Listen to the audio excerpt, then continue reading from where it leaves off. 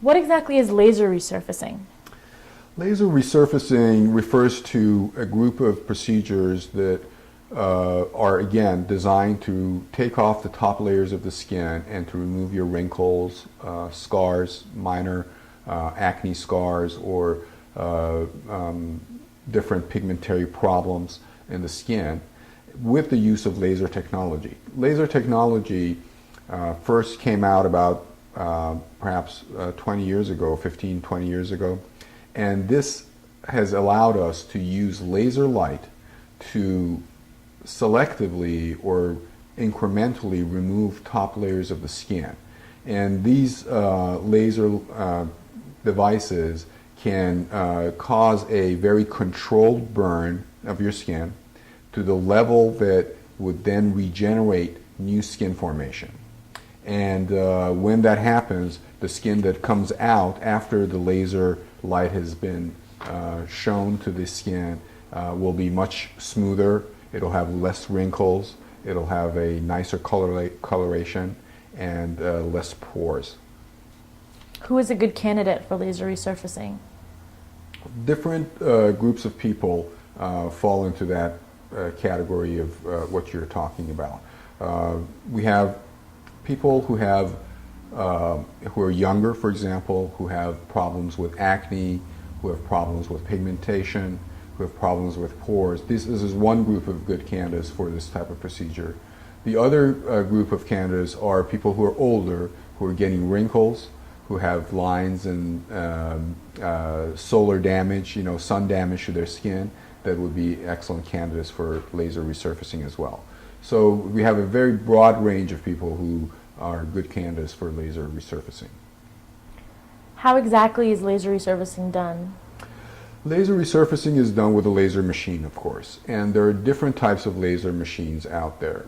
The traditional laser machine was the carbon dioxide laser, which initially started this whole era of laser resurfacing. Carbon dioxide lasers essentially remove the top layers of the skin, again, as I said, to instigate the regeneration of new cells and new collagen formation in the skin. Basically, you use a laser device to create a superficial burn on the skin, and this superficial burn really is very controlled. We know exactly to what depth the skin is injured, and then the new skin regenerates itself after a short period of time. Usually it takes about a week to 10 days for that to happen. How long is the recovery for laser resurfacing? About 10 days. It takes about 10 days for the new skin to develop and to be in such a fashion that you can go out and put makeup on and go back to work. There are I should mention that there are lasers that can have shorter recovery periods depending on the type of laser that you use, because there are fractional lasers. When I say fractional, I mean that's the terminology, medical terminology used for lasers that create less damage to the skin, so that you really don't have any burn at all, but the new skin is regenerating underneath. And these lasers have a shorter recovery period, so you can get back to work a little bit quicker. If you had scarring, for example, on a specific part of your face, would you have to perform laser resurfacing on your entire face, or could you mainly? No, you could do spot lasers. You don't have to do the whole face.